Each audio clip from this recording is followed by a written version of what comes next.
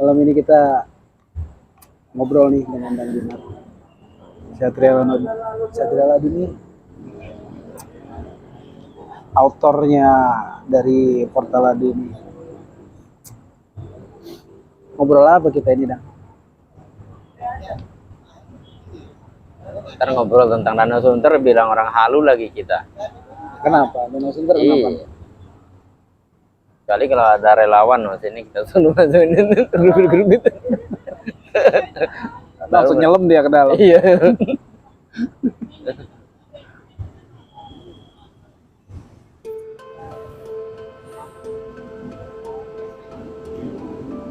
Ada apanya di sini, Dang? Kalau dari bahasa astralnya banyak. Ini seperti waktu saya mau ngeluarin atau ngucapin ilmu usuran malaikat 4, itu pada semua udah siap-siap. Ya. Karena ilmu usuran malaikat 4 ini adalah ilmu pembangkitan. Iya. Apabila kita, kalau udah menyebut saya pas udah merinding gini. Kenapa tadi waktu mau disebut kenapa? Ada reaksi dari sini? Dari Jelas. di sini? Ketika kita menyebutkan keilmuan itu secara lengkap, itu semua akan mendatangkan energi-energi yang menguasai keilmuan itu. Itu 4 malaikat yang kita sebut, dia akan langsung terjaga, bangkit. Karena di dalam kata-kata, katakanlah asmanya ilmu itu disebutkan 4 nama malaikat penjaga diri kita. Ya. Jadi fungsi mereka yaitu untuk menjaga diri kita. Ketika kita tertidur, maka mereka jaga. Ketika mereka terjaga, maka mereka akan tertidur. Artinya di sini kita akan terjaga selama 24 jam.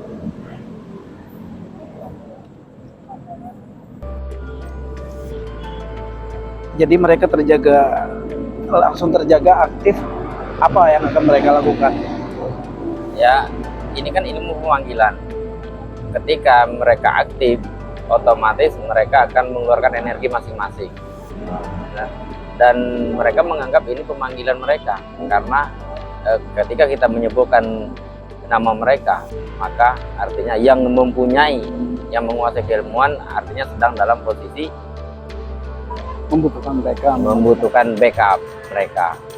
Apa dampaknya bagi yang memanggil itu? Artinya mengaktifkan mereka apa? Biasanya dampaknya itu secara fisik, jantung itu biasanya terpacu lebih kencang. Ya. Jadi degupan jantung itu akan lebih kencang.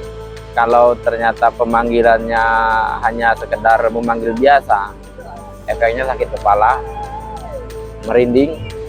Nah, itu karena apa? Karena energi mereka besar yang harus ditampung sang pemanggil.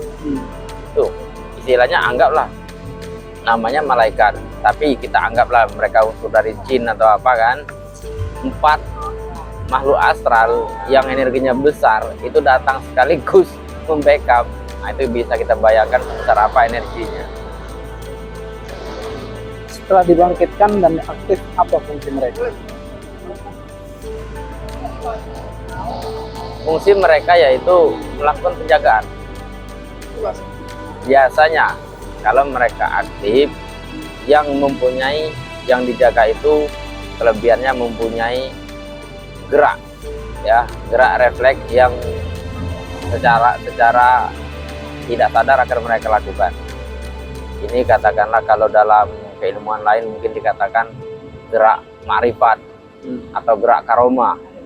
Nah, terus setelah itu kesensitifan perasaan mereka akan lebih cepat tahu ada bahaya atau tidak di sekitar.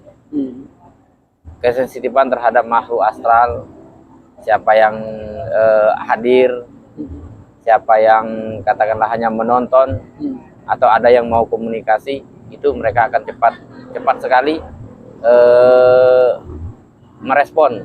Sensitivitas dalam tingkatan seperti apa nih? Seumpamanya orang awam membaca itu dan mengaktifkan itu, sensitivitas seperti apa? Apakah mereka bisa langsung melihat atau cuma tahu atau cuma merasakan atau seperti apa? Kalau untuk melihat kemungkinan tidak.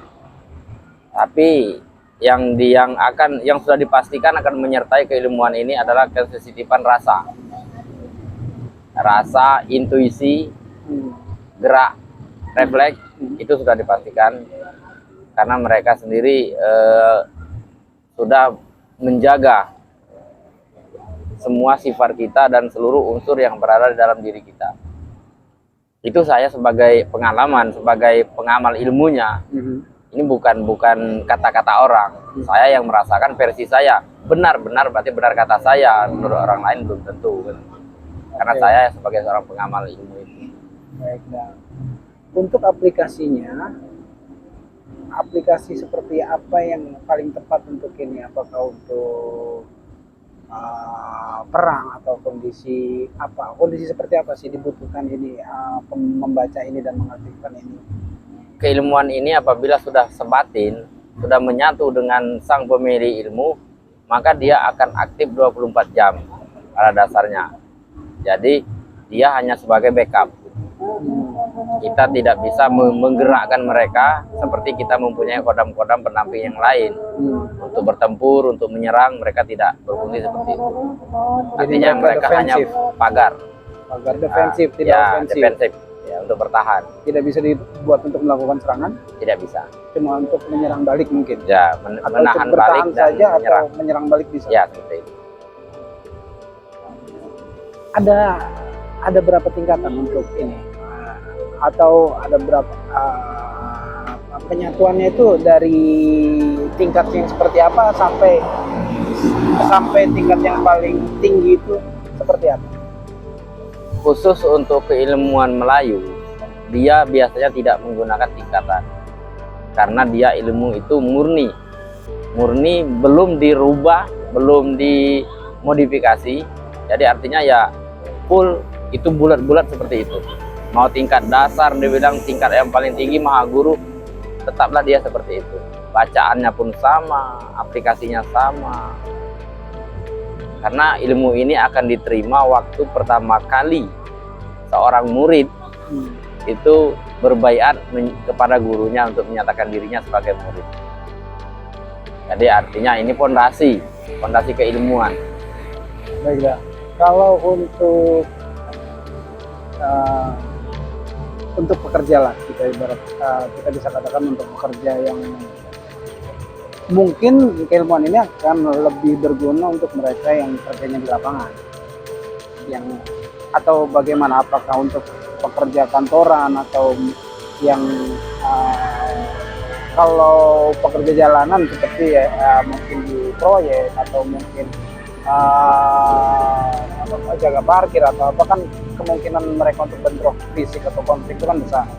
Apakah kalau untuk pekerja kantoran itu atau karyawan atau mungkin guru atau mungkin ada ini keilmuan ini khusus untuk profesi tertentu atau gimana?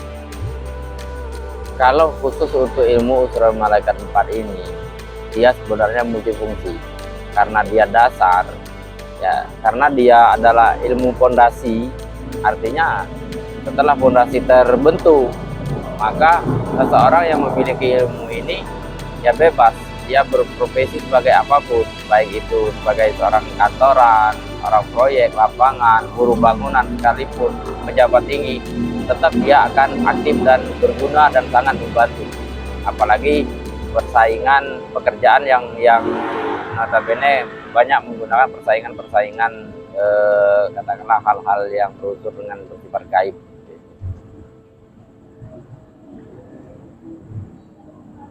Yang tidak bersifat gaib, apakah bisa mempengaruhi emosi seseorang, Untuk yang tidak bersifat gaib, negosiasi atau diplomat, atau ketika untuk maklar mungkin untuk memuluskan transaksi mereka ketika mereka menjual sesuatu barang, atau untuk sales ketika mereka mencoba menawarkan barang, atau gimana, atau seperti apa?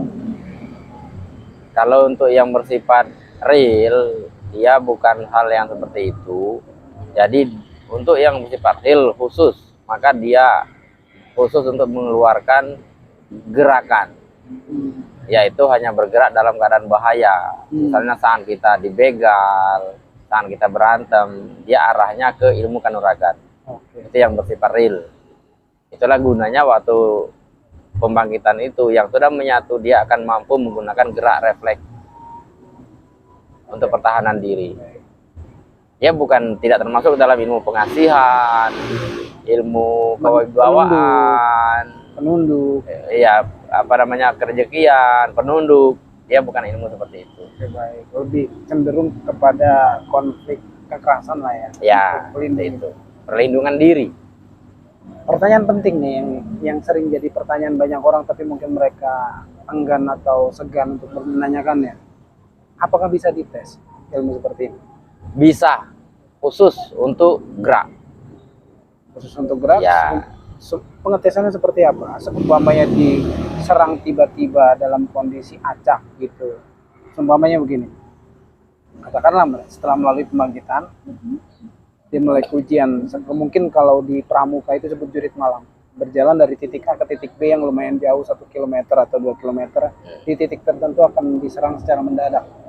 Apakah bisa dites dengan cara seperti itu? Untuk pengujian, ya untuk pengujian keilmuan ini biasanya dilakukan saat sang pemilik ilmu sedang tidur. Entah Contohnya? Dipukul, disepak, atau yang istilahnya yang hal-hal yang membahayakan dirinya Ketika dia sedang tidak sedang sadar. tidur. Tidak sadar gitu. Dan ketika dia tidak sadar.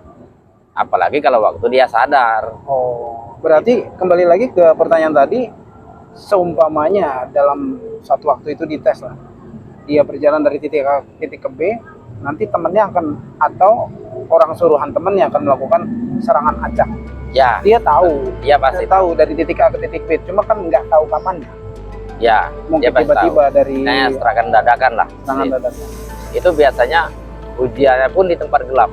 Ya, Jadi dia tidak melihat siapa yang datang, siapa yang akan hadir. Mungkin dia hanya mendengar suara langkah kaki atau seperti apa. Itu saat orang mengayunkan senjata atau pukulan, maka dia akan tahu. Disitulah kegunaan. tahu dan insting. terproteksi atau tahu saja? Terproteksi langsung dan langsung bergerak. Sepertinya menarik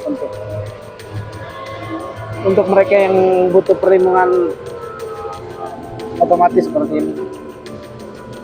Ya dengan ilmu itu sebenarnya kita sudah tidak membutuhkan mau belajar pencaksilat, mau belajar apa, karena itu gerak refleks dan insya Allah dipastikan saat kita sedang terdesak dia muncul, dan keberanian kita untuk melawan itu berlipat-lipat ganda.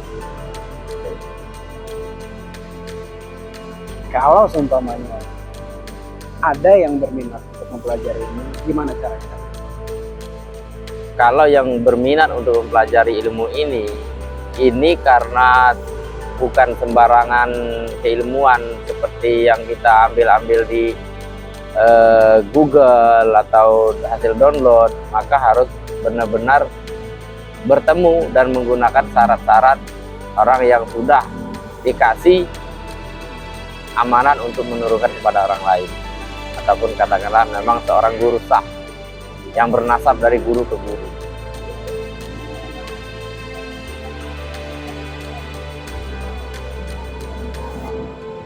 Oke, sekian dan terima kasih untuk sharing keilmuannya kali ini. Semoga apa yang kita sharing kali ini bermanfaat untuk sahabat Perkala Dunia. Oke, sama-sama. Minum lagi.